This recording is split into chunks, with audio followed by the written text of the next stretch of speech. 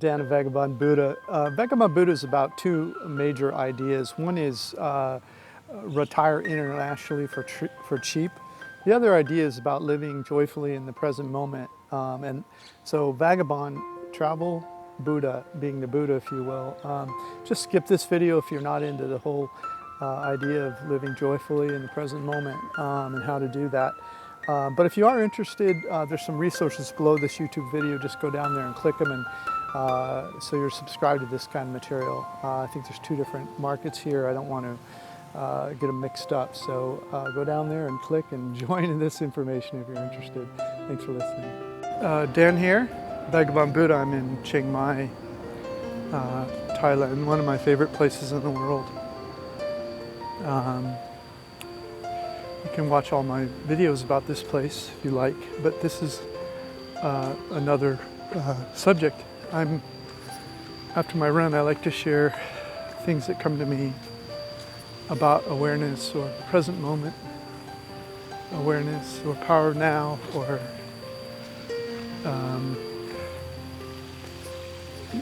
human suffering because of the mind. It has all different kinds of names. But this week's been kind of an eye-opening week for me. It's really been a very long time since I've walked this ground, the earth, and been conscious of consciousness, or been aware, been in the present moment. It's the most significant thing about my life, and every other experience, every other accomplishment pales in comparison to it in terms of what it's meant to me. And believe me, I know what it's like to love your family. I love my family very deeply. I'm talking about something that's even more significant than that, and that's living in awareness, or living in consciousness. And all of the greats have spoken from this place, and some have had more luck than others trying to describe it. But I believe that all spiritual beings that have walked this earth know of this awareness of which, or this consciousness of which I speak. So I've been great. It's a grace. There's nothing special about me.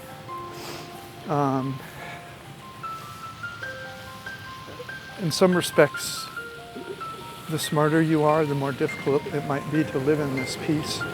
And so I'm not taking any credit. It's purely the grace that has touched me. And when it first happened 35 or years ago, when I tried to tell a few friends about it, it just sounded odd to me.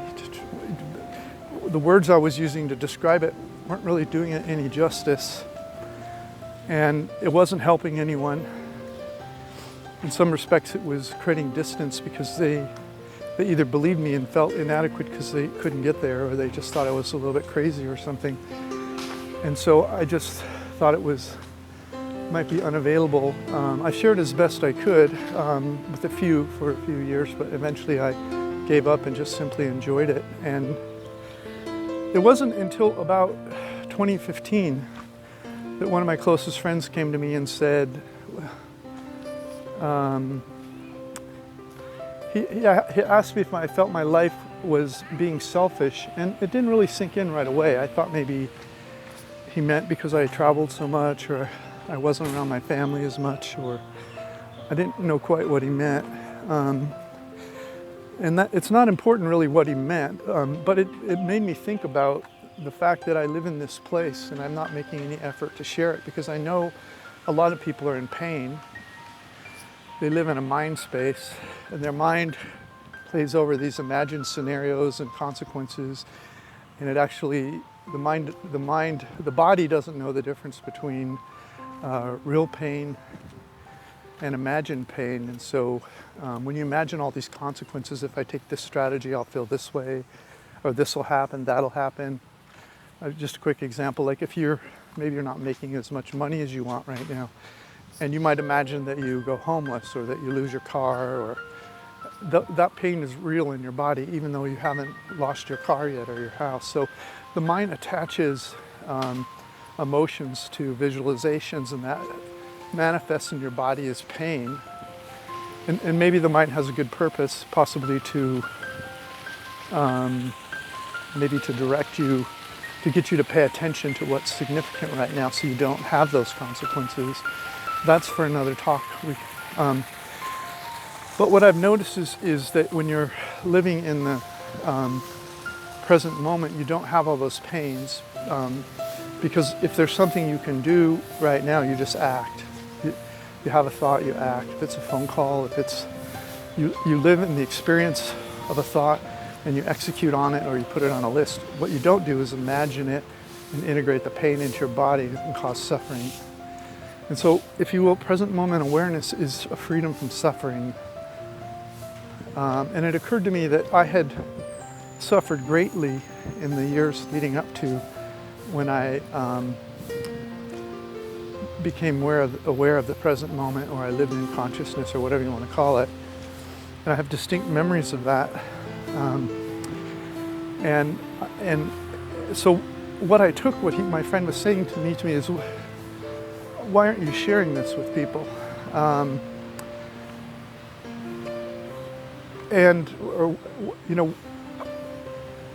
others could benefit from your awareness, your smile, your joy of living.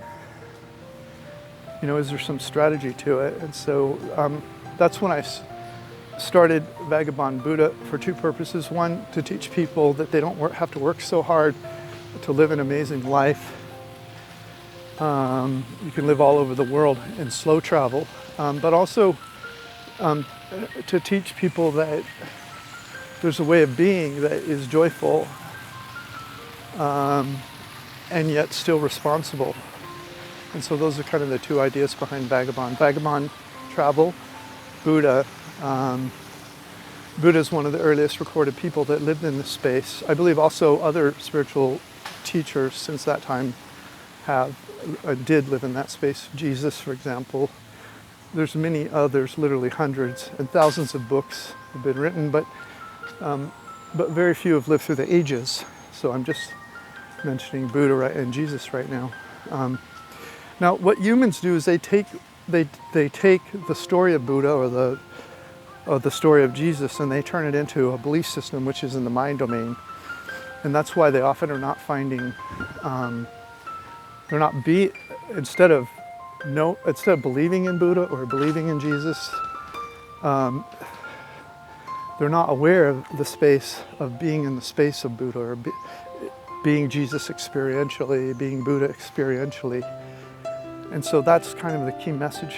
And the reason that's relevant today is I lost one of my childhood best friends in the last few weeks. And that makes you think, this is a person who is from my pre-awareness stage in life.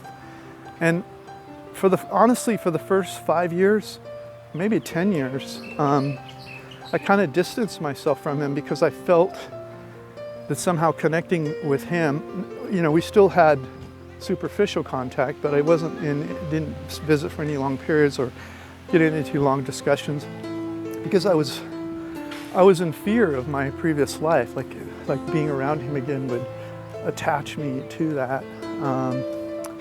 And then since that time, I moved to another part of the world and made all these other friends, and we stay in touch or whatever. But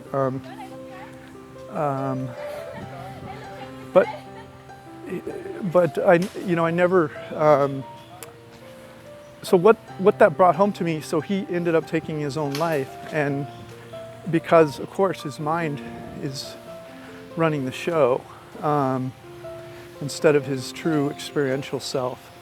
And so that brought to mind to me this idea that not that I could save him now, he's gone, or that or that it would have even helped if I approached him and tried to open him up. But what it brought home to me was this idea that once you understand the experiential awareness existence, we're all one. We're all one person. And so what it made me start thinking about is how all of you out there have a best friend somewhere and you, that might be in mind pain from time to time, and that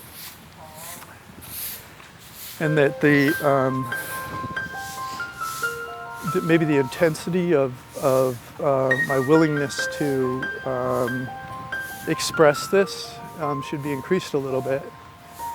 And I think it's particularly relevant right now because, at least in many parts of the world right now, there are, if you will, teams forming of different political groups that are pointing each other and name calling, and that's always existed, but it's, for some reason now, I don't know if it's because of social media or why, it seems to be intensifying. And all of that is that idea of seeing the other as bad and wrong and yourself as good. That's totally a mind state.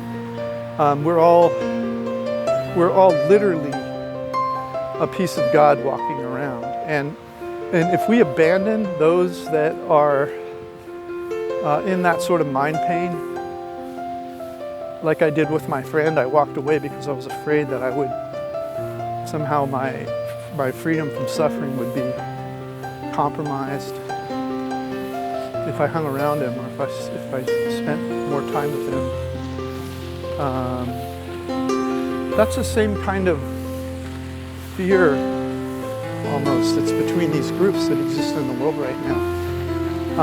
And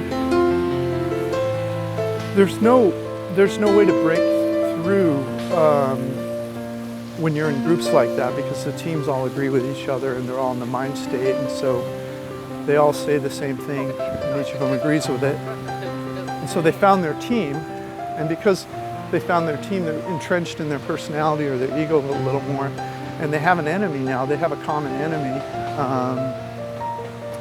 And so it sets up an even stronger incentive to let go of this mind state that we all live in. We live in a society now that, if you will, supplements or encourages picking a team and demonizing the other.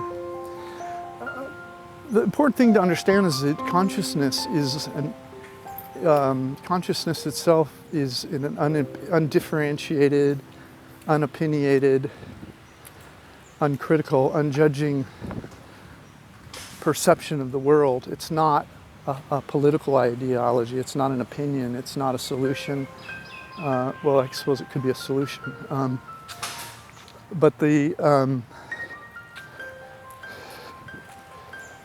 And so, for example, two people who are living in the present moment could have a conversation about the way the world is operating, resource distribution, who has money, who doesn't, education, healthcare, the environment. And those are people like that don't need to take a position. They can listen to the other side. And if you will, they can be the other side. And the other side can be them. And instead of being in separate groups that are pushing in different directions, they can look at the true pros and cons of various methodologies for solution and drive to solutions that are holistic, that include the all. And so there's really no other choice, you see, because the other, us and the other consciousness is, if you will, is shitting in the consciousness space. It's a very strong mind function that's pulling people away from God, if you're religious. And so the solution is for people to become awake. And it's always been that. And it doesn't matter which school you come from, whether you're religious or not, whether you're, political or not, whether you're angry or happy, or when you move to consciousness and you have full awareness of data, if you will, and an unbiased view of the all,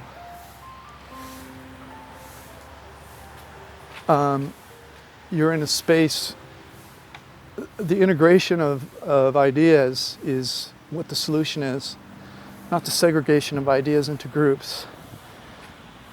So the planet right now is at risk. Healthcare is at risk. Old people are at risk. Children are at risk. People of different skin color are being put into groups, and they're at risk. Everything's at risk right now in a spiritual sense.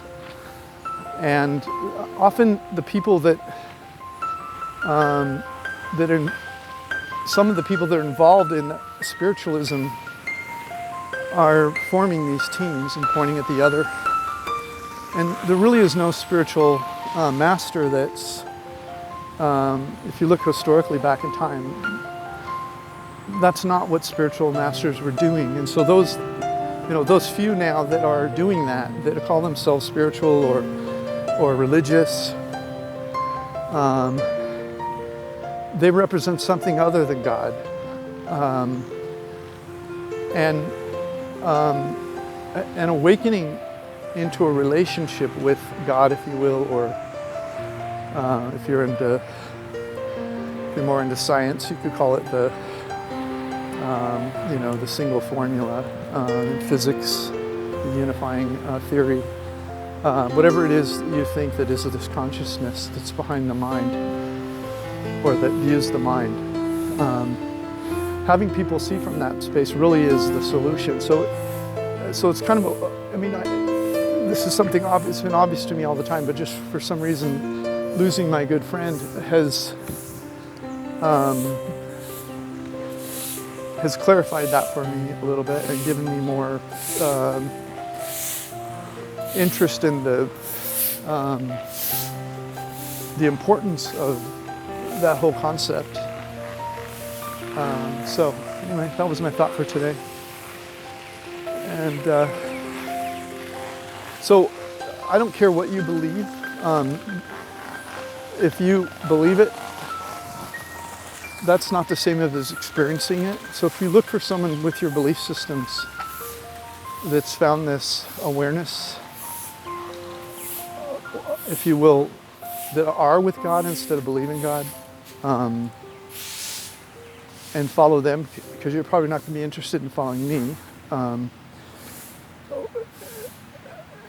You find someone who's talking about experiential, the joy of living in present moment awareness that's in your belief lane, and look for how they're languaging it, and look for your freedom.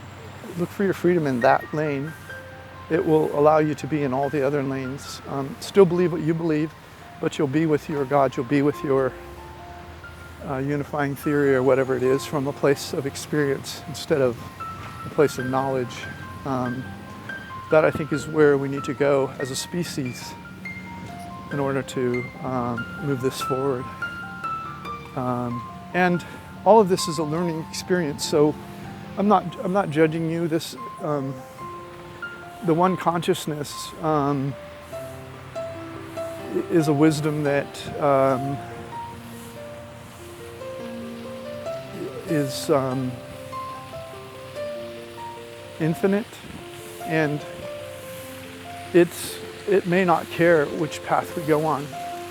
There may be a path where we learn more, and it will let us go down that path if we like. But if we can wake up more of us, we could wake up in a place where, there's enough food for everyone, and the species and the earth is taken care of, and we all have education, healthcare, and if you will, we're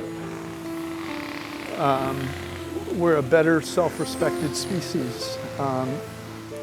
Anyway, so kind of a utopian world that's available if we want to wake up now instead of spend a lot more time learning information when really we need to be in awareness rather than have more data. We learn from mistakes. We come alive and enjoy our life through experience. So, all right, thanks for listening. Have a great day. Dan and Vagabond Buddha. But if you are interested, there's some resources below this YouTube video. Just go down there and click them, and so you're subscribed to this kind of material. I think there's 2 different markets here. I don't want to get them mixed up. So go down there and click and join in this information if you're interested. Thanks for listening.